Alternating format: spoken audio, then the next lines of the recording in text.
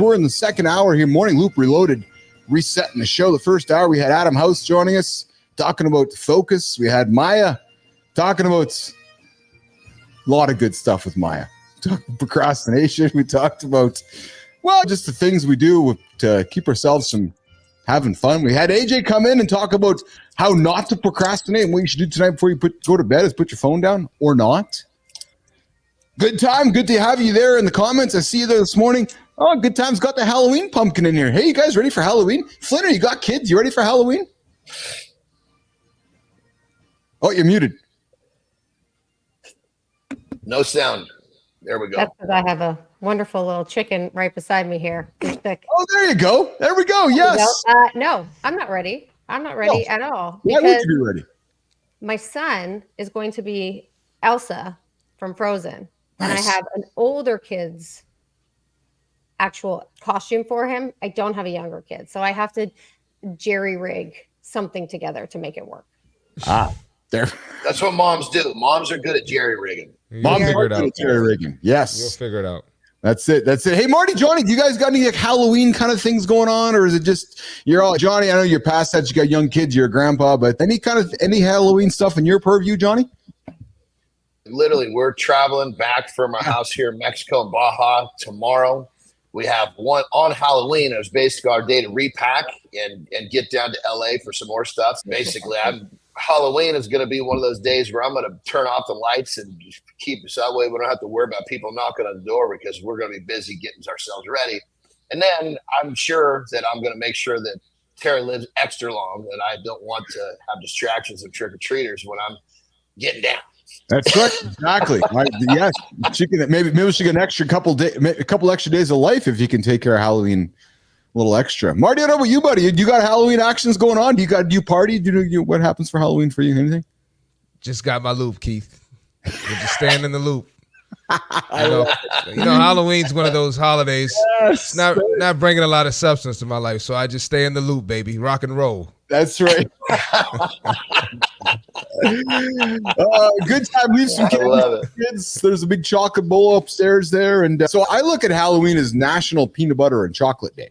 It's just the best day to stick those best two ingredients Just together. say you want the Reese's Pieces, brother. Just say you want the Reese's. Well, listen, ever since I've met you guys, I make good choices for the most part every single day. And I know this prop is getting good, Johnny, but I have no desire to eat it. I have no desire to eat it anymore. Zero. But you know what I will say on Halloween, because I was a fat little sucker. I used to get up, dressed up in a costume, go hit the neighborhood, go home, switch the costume, go again. I sometimes hit it 3 times to get as much candy as I could.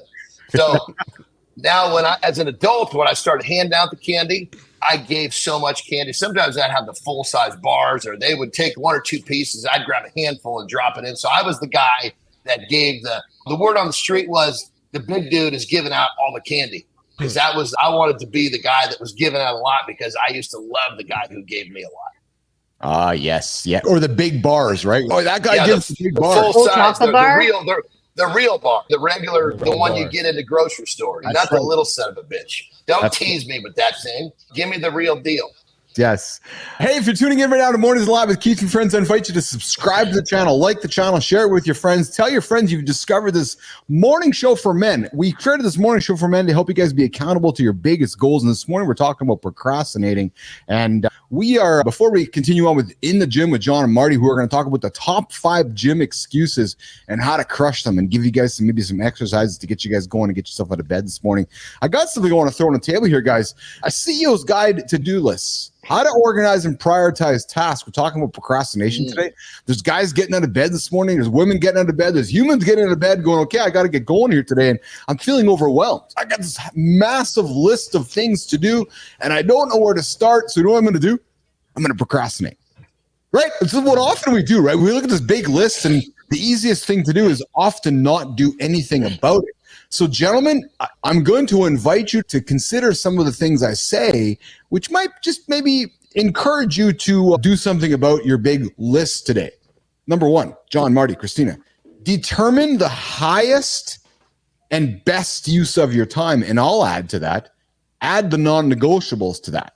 What's just the ultimate best use out of your time today that's going to make you feel extremely rewarded and you get it done. And if you did nothing for the rest of the day, you feel accomplished. That's a hard thing for many of us to do, because often I think we think that there's 10 or 20 or 30 things to do, when in reality, it's probably just one. Johnny, comment on that. Man, that is such a doozy right there, because here's the thing. There's this thing called productive procrastination, which is where you're doing shit, but you're not doing the shit that moves the needle forward. Yes. So what you got to do is you got to determine what it is. Usually there's a couple things in your day that need to be done that will literally propel the process forward, because there's probably another 15 or 20 that you can do, and you're busy, but it doesn't make a difference in the progression of what you're doing. So it's really, don't get caught in this. And I sometimes catch myself doing it. I get so mad at myself, because like I have a list and the top 1 or 2 is what I need to be doing. The other things could carry forward. It doesn't matter. But I find myself working down at like number 6 or 7. I'm like, dude, you pussy. Get up on the shit at the top that's difficult, because the stuff that's difficult is what is going to get you ahead. Yes. So be careful with productive procrastination. Yes. Tina, I see you nodding there. As we've gotten to know each other, I see you nodding there, because I know you really much lean into this topic. Tina. Yeah, because I'm shit at it. That's why I lean into it. It's something you're going to say that. Love the honesty there, Christina. That's powerful. Listen, I am really good at doing a lot of things, and things that are adjacent to what I should be doing. So it gives the perception that I am doing the right thing. It gives the perception that I'm on the right road.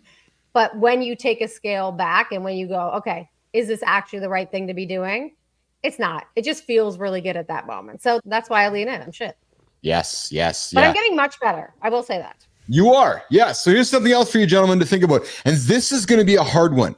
And this is a real hard one for us entrepreneurs, leaders, visionaries to do, which is to delegate list. Give something to somebody else to do. More importantly, what's even harder is to pause, hire a human, pause even more, train them, pause even again, empower them, and then pause again and support them.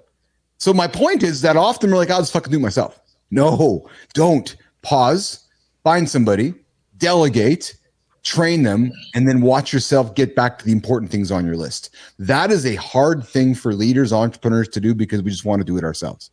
And I struggle with that myself. I just went through that yesterday. Literally, I just brought someone new on, and obviously I needed him to do some stuff that I didn't want to waste. I don't want to say waste, but it would have been a waste of my time, because it was way down the list. Yes. And basically I brought him on, trained him up, and I realized, okay, this training is going to, every week or two, I'm going to have a small meeting to get him up to speed. But that little bit of training that I have to keep giving him saves me so much time, because I'm not doing this task myself. So I love what you said, brother. You know, the fact that there's a couple of steps to this. You can't just hire someone and expect they're going to get done what you want, the way you want it to be done. You got to take accountability, making sure they understand your vision and what they're supposed to do. And more importantly, give them a system to follow, because if you give them a system and there's a breakdown, it's not their fault, it's the systems. And then they don't feel like they've failed. They feel like they've got to report to you that the system's not working. We need to alter the system.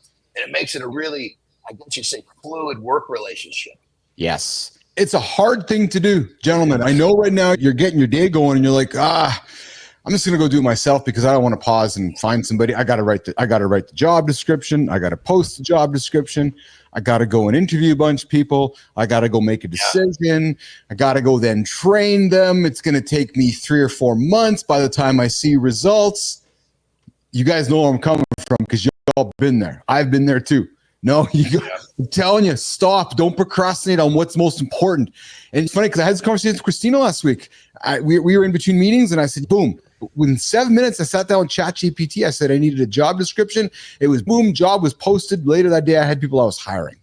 But I had to be aware and not procrastinate on it, because it's easier not to do. And then the last one, guys, the last one here, and we talk about this often, just about training in the gym, and myself, John, Marty, talk about it all the time, is that regardless of what you're going to do, is you got to find what works best for you, and you got to stick to it. The hardest part is the last part that I just said, sticking to it. right? Often, you know what? It's funny, guys, because when I was instilling Salesforce into ICUC back when I was starting the company, there was this question always about, is it right or is it wrong? I said, it doesn't matter. Just be consistent. Just pick one way and do it. It's the same thing when you go to the gym and you get in a treadmill and someone's like, are the metrics correct? It doesn't really matter. They're numbers and they're variables that even if they're inconsistently wrong, there's still a measurement that is showing you consistently you can stick to. Find something that works for you and stick to it. There's your advice to get you guys going today to not procrastinate. Number one is determine the highest and best use of your time. Number 2 is keep that to delegate list. Don't be afraid of it. Embrace it. And then number 3 is find what works best for you and stick to it.